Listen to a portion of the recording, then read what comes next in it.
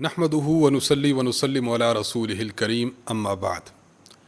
صراط مستقیم کورس سبق نمبر 10۔ آج کے سبق میں بھی انشاءاللہ 5 باتیں بیان ہوں گی۔ نمبر 1 قرآن مجید کی آیت، نمبر 2 حدیث مبارک، نمبر 3 عقیدہ، نمبر 4 مسئلہ اور نمبر 5 دعا۔ آئیے شروع کرتے ہیں قرآن مجید کی آیت سے۔ سورۃ الاعراف آیت نمبر 206۔ اللہ تعالیٰ ارشاد فرماتے ہیں، اعوذ باللہ من الشیطان الرجیم، بسم اللہ الرحمن الرحیم، ان الذین عند ربک لا یستکبرون عن عبادتہ ویسبحونہ ولہ یسجدون۔ بے شک جو فرشتے آپ کے رب کے پاس ہیں وہ اس کی عبادت سے تکبر کر کے منہ نہیں موڑتے اور اس کی تسبیح کرتے ہیں اور اسی کو سجدہ کرتے ہیں۔ یہ تو سمجھ لیجئے کہ آیت آپ نے سنی ہے، آیت سننے کی وجہ سے انسان پر سجدہ واجب ہو جاتا ہے، تو سجدہ کر لیجئے۔ سجدے کے مزید مسائل انشاءاللہ ہم وقتاً فوقتاً اپنے دروس میں دیتے رہیں گے، بیان کرتے رہیں گے۔ اس آیت مبارکہ میں اللہ تبارک و تعالیٰ نے فرشتوں کا تذکرہ فرما کر ان کی چند صفات کا ذکر فرمایا ہے۔ مسلمان کے بنیادی ایمانیات میں سے فرشتوں پر ایمان لانا بھی ہے۔ ہم ایمان مفصل پڑھتے ہیں، آمنت باللہ و ملائکتہ، تو فرشتوں پر ایمان لانا یہ بھی ہمارے ایمان کا حصہ ہے۔ ہمیں یہ ایمان رکھنا چاہیے کہ فرشتے اللہ تعالیٰ کی ایک مخلوق ہیں، اللہ تعالیٰ نے انہیں نور سے پیدا فرمایا ہے، اللہ تعالیٰ کی فرما برداری کرتے ہیں، اللہ تعالیٰ کی نافرمانی نہیں کرتے، اللہ تعالیٰ نے ان سے مختلف کام لیے ہیں اور مختلف جگہوں پر ان کو نامزد کیا ہے، اور یہ فرشتے اللہ تبارک و تعالیٰ کی مکمل اطاعت کرتے ہیں۔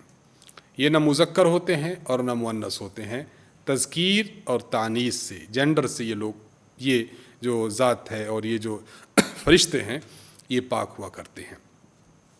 تو فرمایا کہ اللہ تبارک و تعالیٰ کے جو فرشتے ہیں یہ اللہ تعالیٰ کی تسبیح بیان کرتے ہیں اور اللہ تعالیٰ ہی کو سجدہ کرتے ہیں۔ فرشتوں کی ذمہ مختلف کام اللہ تعالیٰ نے لگا دیے ہیں۔ قرآن کریم کے بیشتر صورتوں میں ان کا تذکرہ موجود ہے۔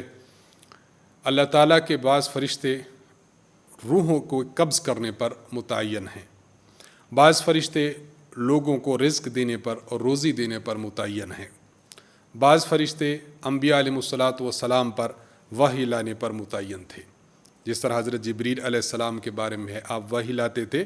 بعض مرتبہ ایسی صورتیں بھی نازل ہوئیں جس کے ساتھ 70,000 فرشتہ آتا تھا اور صورت لے کر آتا تھا عظمت اور شان کی وجہ سے۔ بعض فرشتے ایسے ہیں جو لوگوں کی نگرانی پر منحصر ہیں، معمور ہیں۔ بعض ایسے ہیں کرام کاتبین جو انسان کے کندھوں پر بیٹھے ہوئے ہیں اور نامہ اعمال لکھنے پر متعین ہیں۔ بعض فرشتے ہیں جو عرش کو اٹھائے ہوئے حاملین عرش ہیں۔ اس طرح فرشتے بعض ایسے ہیں جو جنت میں جنتیوں کی دیکھ بھال کے لیے ہوں گے، بعض فرشتے ایسے ہیں جو جہنم کے داروغہ ہیں اور جہنمیوں پر عذاب مسلط کرنے کے لیے اللہ تعالیٰ نے متعین فرمائے ہیں۔ تو فرشتوں کی بہت زیادہ اقسام ہیں، ان کی کل تعداد کتنی ہے یہ اللہ تعالیٰ ہی کو معلوم ہے۔ آسمانوں میں بعض فرشتے ہیں اللہ تعالیٰ کی تسبیح، اللہ تعالیٰ کی تقدیس کر رہے ہیں، خدا تعالیٰ کے سامنے سجدہ کر رہے ہیں۔ بیت معمور، جس طرح ہمارے ہاں بیت اللہ ہے، اسی طرح آسمان میں بھی بیت معمور ہے جو فرشتوں کا قبلہ ہے، اس کے گرد فرشتے طواف کر رہے ہیں، عبادت میں مشغول ہیں۔ اچھا، بعض فرشتے ایسے ہیں جو سجدہ میں ہیں تو تا قیامت سجدہ میں ہوں گے، بعض قیام میں ہیں تو تا قیامت قیام میں ہوں گے، بعض ایسے ہیں جو رکوع میں ہیں تو قیامت تک رکوع میں ہوں گے۔ تو فرشتوں کی بہت زیادہ اقسام ہے، ہمیں اعتقاد رکھنا چاہیے جو میں نے عرض کیا ہے۔ نمبر 2 حدیث مبارک۔ صحیح بخاری میں حضرت عبداللہ بن عمرو رضی اللہ تعالی عنہ سے روایت موجود ہے کہ جناب نبی اکرم صلی اللہ علیہ وسلم نے ارشاد فرمایا، المسلم من سلم المسلمون من لسانہ و یدہ، کامل مسلمان وہ ہے جس کے ہاتھ اور زبان سے باقی مسلمان محفوظ رہیں۔ یہ دو چیزوں کا بطور خاص تذکرہ فرمایا۔ عام طور پر انسان اپنی زبان سے دوسرے مسلمان کو اذیت پہنچاتا ہے، اپنے ہاتھ سے دوسرے مسلمان کو تکلیف دیتا ہے، تو بطور خاص اس کا ذکر فرمایا کہ اپنی زبان اور اپنے ہاتھ سے باقی مسلمانوں کو محفوظ رکھا جائے۔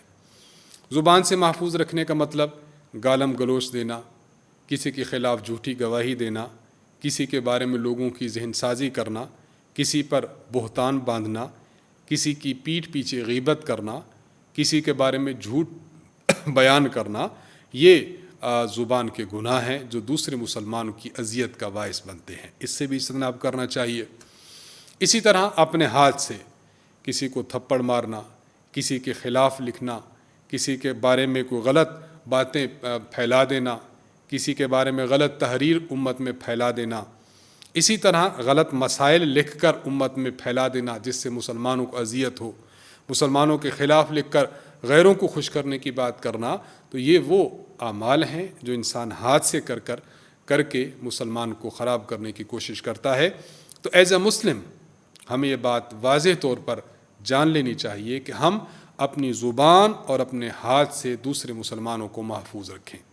کہیں ایسا نہ ہو کہ لوگ ہماری عزت صرف اس لیے کریں تاکہ ہماری زبان کے شر سے محفوظ رہیں، لوگ صرف اس لیے عزت کرتے ہیں تاکہ ہمارے ہاتھ کے شر سے محفوظ رہیں۔ تو اس طرز عمل سے ہم کو بہت زیادہ اجتناب کرنا چاہیے، بچنا چاہیے، اور اپنے مسلمان بھائیوں کی عزت کا، عصمت کا، ناموس کا بہت زیادہ خیال رکھنا چاہیے۔ نمبر 3، عقیدہ۔ ملائکہ کے متعلق عقائد ہمارے کیا ہونے چاہیے؟ ہمارا اعتقاد، نظریہ، عقیدہ فرشتوں کے متعلق یہ ہونا چاہیے کہ اللہ تعالیٰ نے ان کو نور سے پیدا فرمایا ہے، یہ ہمیں نظر نہیں آتے، ہماری نظروں سے غائب ہیں، یہ نہ مرد ہوتے ہیں نہ عورت ہوتے ہیں۔ جن کاموں پر اللہ تعالیٰ نے ان کو مقرر فرمایا ہے ان کاموں کو بخوبی سر انجام دیتے ہیں اور اللہ تعالیٰ کی نافرمانی نہیں کرتے۔ لا یعصون اللہ ما امرہم ویفعلون ما یؤمرون۔ اللہ فرماتے ہیں کہ یہ میری نافرمانی نہیں کرتے، جو ان کا ذمہ کام لگایا ہے اس کو بخوبی سر انجام دیتے ہیں۔ ان کی کل تعداد اللہ تعالیٰ ہی کو معلوم ہے، اللہ کے علاوہ اور کسی کو فرشتوں کی تعداد معلوم نہیں۔ فرشتوں کے مختلف درجات ہیں، بعض کا مرتبہ بلند اور بعض کا مرتبہ کم ہے۔ مقربین فرشتے 4 ہیں، حضرت جبریل علیہ السلام، حضرت میکائیل علیہ السلام، حضرت اسرافیل علیہ السلام، حضرت عزرائیل علیہ السلام۔ اس کے علاوہ درجہ بدرجہ فرشتے ہیں جو اللہ تعالیٰ نے پیدا فرمائے ہیں۔ یہاں ایک بات یہ ذہن میں رکھ لی جائے کہ عام طور پر یہ بات چلتی بھی ہے، علماء کرام نے کتب میں لکھی بھی ہے، فرشتے افضل ہیں یا انسان افضل ہیں؟ اس میں 4 کیٹیگریز ہیں، تو 4 کیٹیگریز کا ہم 4 کے ساتھ موازنہ اور کنٹراسٹ کریں گے تو اس سے مسئلہ واضح ہو جائے گا کہ کون کس سے افضل ہے۔ نمبر 1، خواص بشر، یعنی انسانوں میں سے جو خواص ہیں، انبیاء علیہ السلام ہیں، اللہ تعالیٰ کے رسول ہیں، رسل اور انبیاء، یہ تمام فرشتوں سے افضل ہیں۔ یعنی خواص بشر، خواص انسان، یہ خواص فرشتہ اس سے افضل ہیں۔ فرشتوں میں سے جو خاص ہیں، جبریل علیہ السلام، میکائیل علیہ السلام، اسرافیل علیہ السلام، عزرائیل علیہ السلام، تمام انبیاء علیہ السلام ان سب سے افضل ہیں، اور یہ جو خواص فرشتے ہیں ان سے بھی افضل ہیں تمام انبیاء۔ نمبر 2، خواص جو ملائکہ ہیں، جبریل علیہ السلام، عزرائیل علیہ السلام، اسرافیل علیہ السلام اور حضرت کہتے ہیں میکائیل علیہ السلام، یہ جو 4 ہیں خواص فرشتے، یہ خواص فرشتے جو ہیں یہ عام بشر سے افضل ہیں۔ عام بشر میں آگے اولیاء اللہ، اتقیاء اور صلحاء اس سے افضل ہیں۔ 2 ہو گئے۔ نمبر 3، عام بشر جو ہیں، اولیاء اللہ ہیں، بزرگان دین ہیں، اسی طرح صلحاء ہیں، عام بشر یہ عام فرشتوں سے افضل ہیں۔ نمبر 4، عام ملائکہ اور عام فرشتے یہ بد کردار، فاسق، فاجر اور کافر انسانوں سے عام فرشتے افضل ہیں۔ تو یہ باضابطہ طور پر یہ 4 کیٹیگریز ہیں، ان کا ہم نے موازنہ کیا 4 کے ساتھ۔ مختصراً استاذ محترم حضرت متکلم اسلام مولانا محمد الیاس گھمن صاحب دامت برکاتہم العالیہ، آپ نے جو اختصار کے ساتھ اپنے اس کورس میں گفتگو فرمائی ہے، میں آپ کے سامنے وہ پڑھ دیتا ہوں تاکہ استاذ محترم کے بابرکت الفاظ بھی ہمارے کانوں کی اور ہمارے سماعت میں آ جائیں۔ استاذ محترم فرماتے ہیں خواص بشر یعنی انبیاء و رسول علیہم السلام، خواص ملائکہ یعنی مقربین جبریل علیہ السلام، میکائیل علیہ السلام وغیرہ سے افضل ہیں، ایک بات۔ نمبر 2، خواص ملائکہ دیگر ملائکہ اور عام بشر سے افضل ہیں، یعنی اولیاء اللہ، صحابہ، اتقیاء اور صلحاء ان سے افضل ہیں۔ نمبر 3، عام بشر یعنی صحابہ، اولیاء، اتقیاء اور صلحاء یہ عام ملائکہ سے افضل ہیں۔ نمبر 4، عام ملائکہ فاسق فاجر انسانوں سے افضل ہے۔ تو یہ 4 کیٹیگریز ہیں جو علماء عقائد نے اور متکلمین حضرات نے لکھی ہیں، آپ کو ہم نے سنا دی ہیں۔ نمبر 4، آج کا مسئلہ۔ آج تیمم کے حوالے سے آپ کے سامنے بات ہوگی۔ تیمم کے حوالے سے سمجھ لیجئے کہ تیمم میں 3 فرض ہیں۔ نمبر 1، نیت کرنا فرض ہے کہ میں تیمم کر رہا ہوں۔ نمبر 2، چہرے پر ہاتھ ملنا یہ فرض ہے۔ نمبر 3، بازوؤں پر ہاتھ ملنا یہ فرض ہے۔ 3 فرض ہیں۔ تیمم کی سنتیں: نمبر 1، بسم اللہ پڑھنا۔ نمبر 2، پے در پے تیمم کرنا، یعنی آپ نے چہرے پر ہاتھ ملے، اس کے بعد بازوؤں پر مل لے، پے در پے نہیں کہ بس فوراً اس کے بعد۔ نمبر 3، ترتیب سے تیمم کرنا۔ ترتیب کا مطلب پہلے چہرہ اور پھر ہاتھ، یوں نہ ہو کہ پہلے آپ ہاتھوں کو جو ہے وہ مل لیں اپنے ہاتھوں کے ذریعے پھر اپنے چہرے پر ہاتھ پھیریں، ایسا نہیں۔ نمبر 4، مٹی پر ہاتھوں کو حرکت دینا، یہ سنت ہے۔ مٹی پر آپ نے تیمم کرنا چاہا تو اس کو حرکت دی جائے۔ اور نمبر 5، انگلیوں کا خلال کرنا، یہ بھی تیمم میں سنت ہے۔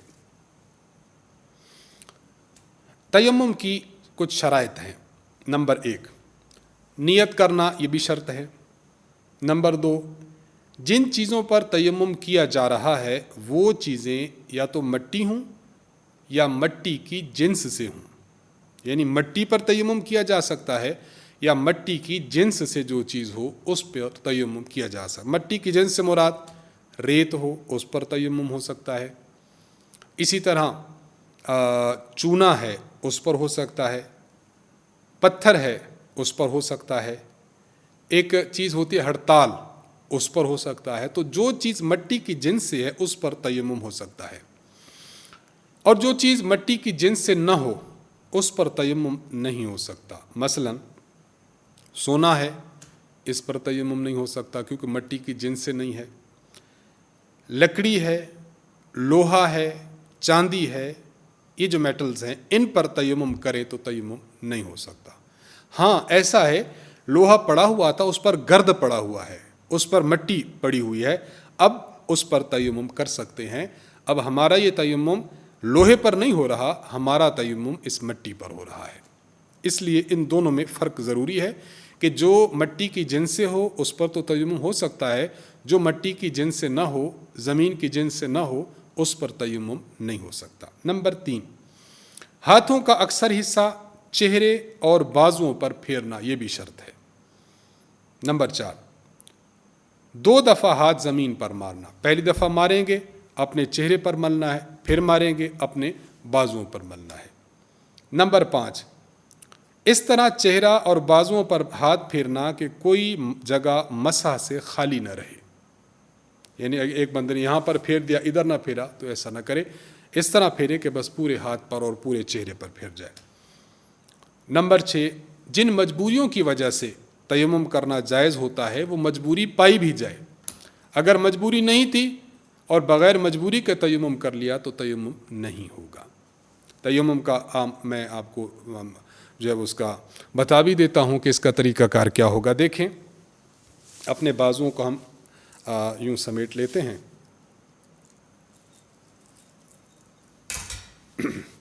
ہم نے اپنے جو بازو ہیں، اب اس طرح آپ نے کرنا ہے کہ آپ کے سامنے مٹی پڑی ہو، یا جس طرح میں نے عرض کیا کوئی میٹل ہے اس کے اوپر مٹی ہے، آپ نے اس مٹی پر ہاتھ رکھ کر آگے اور پیچھے یوں کر کے حرکت دی. اس کے بعد چہرے پر لے آئیں. یہ آپ نے پورے چہرے پر، فور ہیڈ پر بھی، کانوں کے لو کے قریب قریب بھی، اور اپنے گالوں پر بھی، اور اپنی آنکھوں سے بھی ہوتے ہوئے، ناک سے ہوتے ہوئے آپ نے ایک مرتبہ یوں، آپ نے ایک مرتبہ اپنا ہاتھوں کو چہرے پر پھیر دیا. پھر آپ دوبارہ ہاتھوں کو یوں ہی حرکت دیں اس مٹی پر. دائیں ہاتھ کے ذریعے آپ یہ دیکھ رہے ہیں، ہم نے دائیں ہاتھ کے ذریعے یہ دائیں ہاتھ کو، پھر یہ اس کی پشت کی جانب آ گئے. پھر اپنے دائیں ہاتھ کے ذریعے بائیں ہاتھ کی یوں آتے ہوئے اس کو ہم نے پورے ہاتھ پر اپنا دائیں ہاتھ پھیر دیا. اس کے بعد یہ بھی آپ کو ابھی ہم نے کہا انگلیوں کا خلال کرنا. اب دونوں ہاتھ ایک کی انگلیاں ایک دوسرے میں ڈال کر آپ نے یہ کر لیا تو یہ ہمارا تیمم مکمل ہو گیا. تو اس طرح تیمم کا مکمل طریقہ ہے. دو باتیں مزید ذہن میں رکھ لی جائیں فائدے کے طور پر. پہلی بات یہ کہ وہ کون سی مجبوریاں ہیں جن کی وجہ سے تیمم کیا جا سکتا ہے. تو 5 مجبوریاں ہیں. نمبر 1، پانی آپ کے پاس نہیں ہے، اور پانی جو آپ ایریا ہم شمار کریں گے وہ تقریباً 1 میل، جس کو 1.6 کلومیٹر کے اس کے ایکول ہے. 1 میل یعنی 1.6 کلومیٹر آپ کے ارد گرد پانی نہ ہو، یہ ایک مجبوری ہو تب تیمم ہو سکتا ہے. نمبر 2، پانی تو موجود ہے لیکن آپ کو خطرہ ہے کہ اگر ہم نے تیمم نہ کیا، پانی سے وضو کیا، تو ایسا بیمار ہو جاؤں گا کہ صحت یاب نہ ہوں گا، یا بیمار ہے لیکن بیماری بہت بڑھ جائے گی. تو پھر وضو کرنے کے بجائے اگر ایسی مجبوری ہے تو پھر اس طرح تیمم کر لیا جائے. نمبر 3، پانی موجود ہے، ایسے سفر میں پانی تو ہے لیکن یہ خطرہ ہے کہ اگر میں نے پانی کے ساتھ وضو کر لیا یا غسل کر لیا تو پھر ہمیں پینے کے لیے پانی میسر نہ آئے گا، پانی ختم ہو جائے گا. تو اب تیمم کیا جائے، پانی پینے کے لیے بچا لیا جائے. نمبر 4، پانی تو ہے، ایک کنواں تھا، پانی ہے. اچھا، آپ کے پاس گھر میں لگی ہوئی ہے، موٹر لگی ہوئی ہے، پمپ لگا ہوا ہے، لیکن بجلی نہیں ہے. اب اس کو چلانا بھی کسی صورت ممکن ہی نہیں ہے. اب پانی تو ہے یا کنواں ہے، اس کنویں کی اندر ڈول جس سے آپ اوپر پانی کھینچتے ہیں، رسی ختم ہو گئی، رسی نہیں ہے. پانی موجود ہے لیکن استعمال پر قدرت نہیں ہو رہی، تو اس مجبوری کی وجہ سے بھی تیمم کیا جا سکتا ہے. لیکن یہ بات ایک ذہن میں رہے، اس کا یہ ہرگز معنی نہیں کہ ہمارے گھر میں لائٹ نہ ہو اور موٹر نہیں چل سکتی تو ہم تیمم شروع کر دیں. یہ اس صورت میں ہے کہ جب آپ کے 1.6 کلومیٹر ارد گرد پانی نہ ہو. اگر آپ کے ہمسائے کے گھر پانی ہے، آپ پانی کی بالٹی لا سکتے ہیں، تو پھر تیمم جائز نہیں ہے. اس کے لیے یہ شرط ہے کہ 1.6 کلومیٹر ارد گرد پانی نہ ہو. نمبر 5، آپ تیمم اس وقت کر سکتے ہیں جب ایسی نماز کے ضائع ہونے کا خطرہ ہو جس کی قضا نہیں ہوتی. تو پانی پائے جانے کے باوجود تیمم کرنا جائز ہے. مثلا نماز جنازہ ہے، جنازہ ہوگا تو پھر نہیں ہوگا. عید کی نماز ہے، اگر یہ ابھی ہوگی تو پھر دوبارہ نہیں ہوگی. تو اگر آپ جنازہ کے لیے پہنچے لیکن آپ نے دیکھا کہ وضو نہیں ہے، اگر وضو کرنے کے لیے جائیں گے تو پھر جنازہ پڑھ لیا جائے گا. یا عید کی نماز تھی، آپ پڑھنے کے لیے گئے، آپ نے دیکھا وضو نہیں ہے، اگر آپ وضو کرنے جاتے ہیں تو عید کی نماز پڑھ لی جائے گی. تو آپ وہیں پر تیمم کر سکتے ہیں، کیونکہ اس کے لیے کوئی نماز جنازہ ہے یا نماز عید ہے، اس کے بعد دوبارہ نہیں پڑھی جائے گی. لیکن اگر ایسی نماز ہے کہ وہ پڑھی جا سکتی ہے دوبارہ، مثلا آپ نے فجر کی نماز، ایک بندہ تھا آیا لیکن اس نے دیکھا کہ وضو نہیں ہے، اب اگر جاتا ہے اور فجر کی نماز پڑھی جا چکی ہوتی ہے تو اب وضو کرے، وضو کرنے کے بعد آ جائے اور آ کر اپنی نماز ادا کرے، کیونکہ اب وقت نہیں گیا، پڑھ سکتا ہے. تو اس طرح یہ 5 شرائط ہوں تب جا کر انسان کے لیے تیمم کی اجازت ہے. اگر یہ شرائط نہ پائی جائیں تو تیمم کرنا جائز نہ ہوگا. نمبر 2، جن چیزوں سے تیمم کیا جا سکتا ہے اس میں نمبر 1 یہ ذہن میں رکھ لیں کہ وہ چیز ایسی ہو کہ جو جلانے سے جلتی نہ ہو. لکڑی ہے، آپ جلائیں تو جل جاتی ہے، کپڑا ہے جلائیں تو جل جاتا ہے، کاغذ ہے چلائیں تو جل جاتا ہے، اس پر تیمم جائز نہیں ہے. نمبر 2، پگھلانے سے نہ پگھلے۔ سونا ہے پگھلائیں تو پگھل جاتا ہے، چاندی ہے پگھلائیں تو پگھل جاتی ہے، سیسا ہے پگھلائیں تو پگھل جاتا ہے، تانبا پگھلائیں تو پگھل جاتا ہے، اس پر جائز نہیں۔ نمبر 3، زمین میں دفن کرنے سے گلے سڑے نہیں۔ بعض چیزیں آپ زمین میں دفن کریں 2 دن بعد گل جاتی ہیں، تو ان پر بھی جائز نہیں۔ تو جن چیزوں پر جائز ہے یہ وہ ہوتی ہیں جو ان 3 چیزوں کے علاوہ ہوں، مٹی ہے، پتھر ہے، ریت ہے، ہڑتال وغیرہ۔ آج کی دعا نمبر 5، جب انسان گھر سے باہر نکلنے لگے تو اس دعا کا بطور خاص اہتمام کرے۔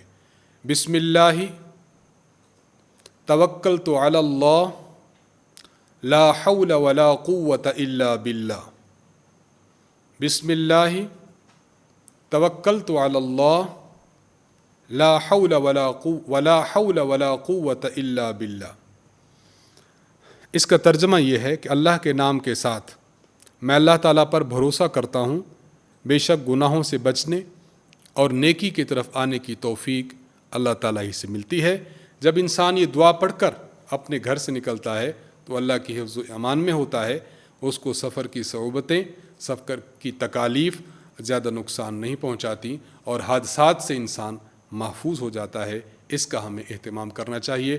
آج کی اس دعا کے ساتھ آج کا صراط مستقیم کورس کا سبق ختم ہوتا ہے۔ وآخر دعوانا ان الحمد للہ رب العالمین۔